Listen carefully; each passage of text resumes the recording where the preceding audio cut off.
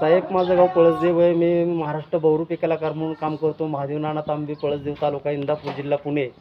आपल्या लोककलेवंतेमधून जी लोकं आपल्याला मदत करतात त्याच्यामधून ही मुलांचं आमचं शिक्षण वगैरे होतं. त्यातूनच आम्ही मुलं वगैरे शिकवतो. साहेब, आता आमची पिढी तर संपत आलेली आहे, परंतु कसं आहे, आता मुलं आमची शिकतात. त्याच्यासाठी शिक्षणासाठी ही मदत वगैरे आम्ही जमा करतो.